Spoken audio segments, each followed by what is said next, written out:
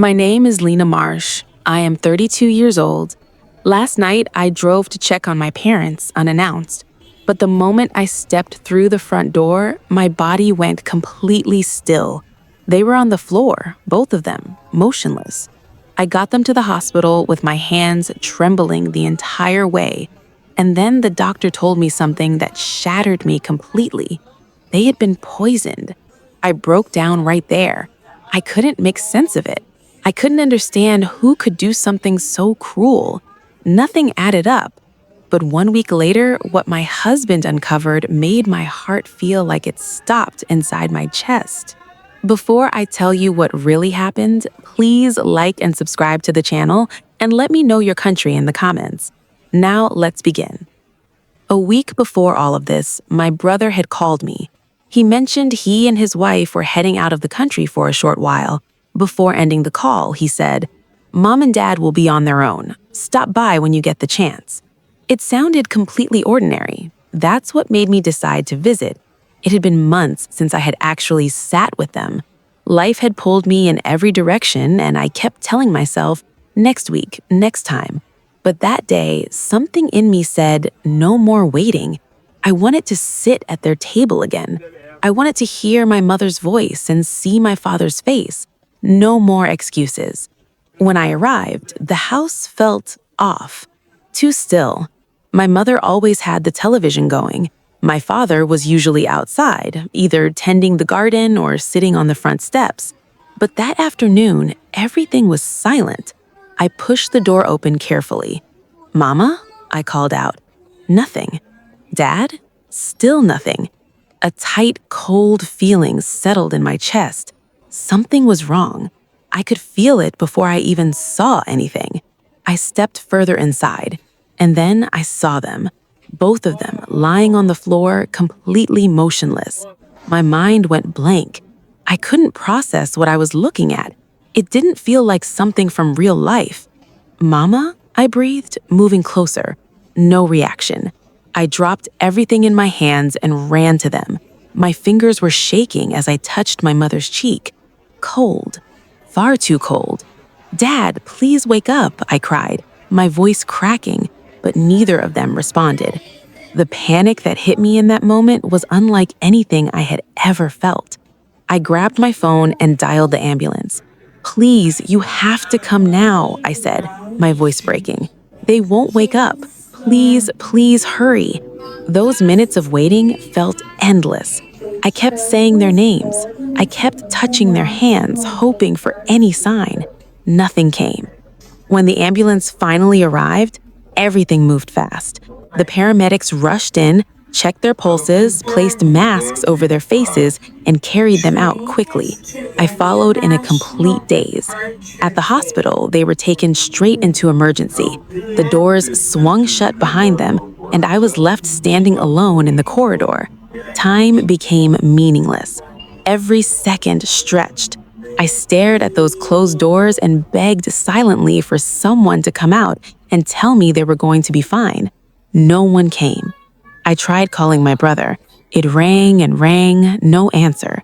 I tried again, nothing. "Please pick up," I whispered. I called his wife. Same silence. My mind started spinning. Where were they? Why wasn't anyone answering? After a while, some of our relatives arrived. I had managed to reach one of them earlier, and word spread quickly from there. "What happened?" one of them asked me. "I don't know," I said.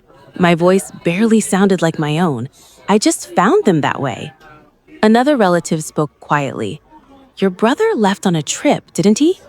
I nodded. "He's been gone for days." They exchanged glances. Something unspoken passed between them.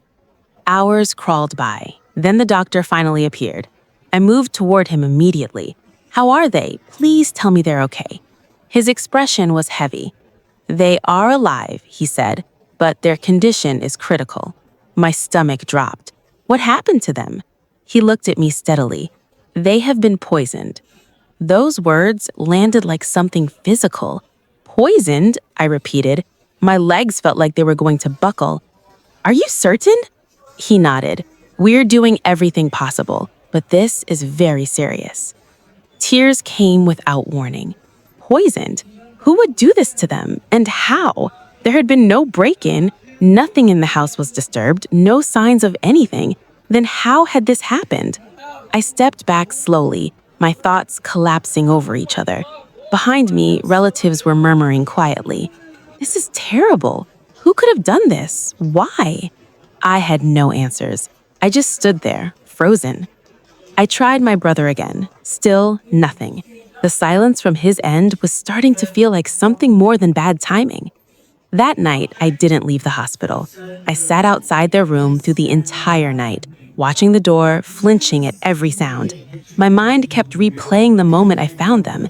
It hadn't felt like an accident. It hadn't felt random. It felt like something deliberate, something planned. But by whom and why? As the hours passed, one thought kept surfacing. If they were poisoned, someone gave it to them intentionally. And for that to happen without any struggle, without any sign of a stranger, it had to be someone they trusted completely. I looked at my phone again. My brother still hadn't called back. And quietly, without me fully realizing it, a fear I didn't want to name began growing inside me. Not just fear for my parents' lives, but fear of what the truth might actually be. Because something in my gut was telling me this wasn't over, not even close. The night was the longest of my life. I didn't sleep at all. I just sat there, waiting, praying, holding on. Early the next morning, my phone finally rang. My brother. I answered before the second ring. "Where have you been?" I said, my voice shaking. "Why weren't you picking up? Mom and Dad are in the hospital." A pause. Then his voice came through confused, alarmed. "What? What are you saying? What happened?" "They collapsed," I said, barely holding it together.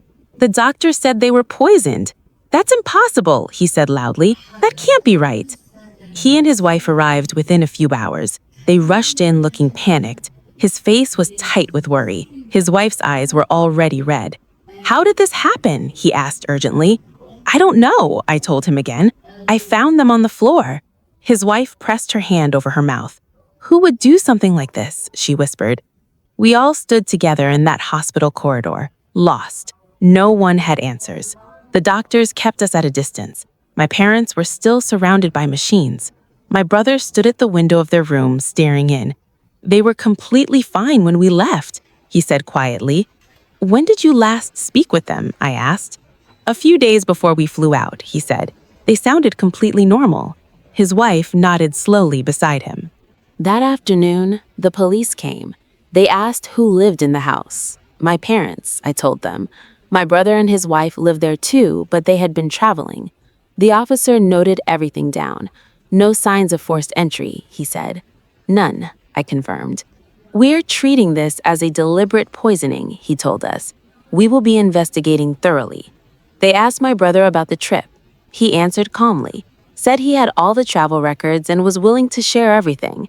He seemed composed, cooperative. After the officers left, the hospital settled into a heavy quiet again. Days began to pass, slow and difficult. My parents remained critical.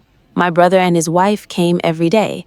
We sat in that corridor together, sometimes talking in low voices, sometimes saying nothing at all. "There's no reason," my brother said one evening. "None of this makes any sense." I agreed. His wife stared at the floor. "I just want them to recover," she said softly. We all did. The police returned more than once, asking about visitors, meals, the daily routine of the household. Nothing concrete emerged. No outsider, no motive, no clear lead. It felt like walking through fog. One evening, my husband came and sat beside me in the corridor. He had been quieter than usual throughout all of this, watching, thinking. "Are you holding up?" he asked gently. "Barely," I said honestly. He was quiet for a moment. Then he said, "I've been going over everything in my head." I looked at him. "No break-in," he said slowly. "No stranger involved. No outsider." I said nothing, waiting. "Whatever this was," he continued, "it came from inside that house." A chill moved through me. "But how?" I asked. "And who?" He didn't answer right away. Then he said, "I need to look into something." "What do you mean?" I asked. "I'll explain once I'm sure," he said. He stood up and walked away. I watched him go and sat there alone with a feeling I couldn't fully describe, like we were edging towards something I both needed to know and dreaded completely. He came back the next day. I could tell from the moment I saw his face that something had shifted. He was calm in the way people are when they found something serious. "Did you find something?" I asked. My voice was quieter than I intended. He nodded slowly. "The detailed medical report came through," he said. My pulse spiked. "What does it say?" He exhaled. "This wasn't sudden," he said. "It wasn't a single dose." I went still. "It's a slow-acting compound," he continued. "It had been building in their systems over several days, possibly longer." The chill that passed through me in that moment was unlike anything I had felt before. "That means," I started. He looked directly at me. "Someone was doing this consistently, over time, deliberately." My hands started shaking. "But how?" I said. "They don't eat outside. They don't let strangers in. They're careful." "That's exactly what I started with," he said. "Their routine. What they ate every single day without exception." He paused. "And I found something." We drove to my parents' house. The car ride was silent, the kind of silence that has weight to it. When we walked inside, my chest pulled tight. The house looked untouched, normal, familiar, but it felt completely different now. My husband walked directly to the kitchen. He opened a cabinet and carefully lifted out a jar of pickled vegetables. He turned to me. "They had this every morning, didn't they?" he asked. "Every single day," I said. My heart was hammering now. He held up his phone. "Your parents had a hidden camera installed in the kitchen," he said. "They set it up quietly for security. I found the footage." I couldn't speak. He pressed play.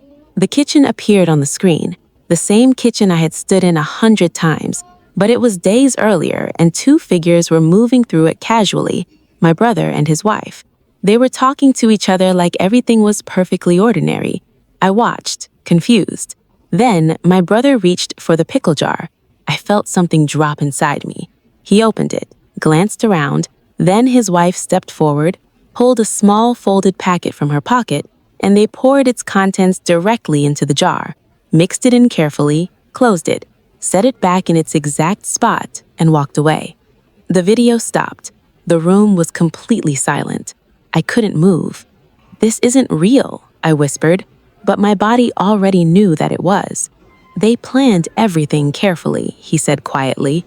"A slow poison so the effects would come days after they were already gone. A trip abroad to give them a clean alibi." I was crying without realizing it. "Why?" I barely managed to say. He answered with a single word. "Inheritance. Everything your parents have," he said, "would only pass to your brother if they were no longer here. That was the calculation. That was the reason." My legs gave out and I sank into the nearest chair. The brother who had called me, who had told me to check on them, who had handed me the moment I would walk in and find them on the floor. He knew exactly what I would find. The police received everything that same day. The footage, the medical evidence, the timeline, it all fit together without a single gap. My brother and his wife were arrested. When it happened, there was no outburst, no denial, just silence, the kind that says everything. My parents regained consciousness several days later. They were fragile, weak. I sat beside them and held their hands and didn't let go. "Who did this to us?" my father asked in a low, hoarse voice. That question broke something in me that I'm not sure has healed since. I told them everything, slowly, carefully. The camera, the footage, the poison in the jar they ate from every single morning. They listened without speaking. At first, their faces showed nothing but disbelief. Then it reached them. My mother's chin began to tremble. Tears fell quietly down her face. My father turned away toward the wall. "Our own child," he whispered. That moment will stay with me forever. It wasn't just grief. It was a different kind of pain entirely.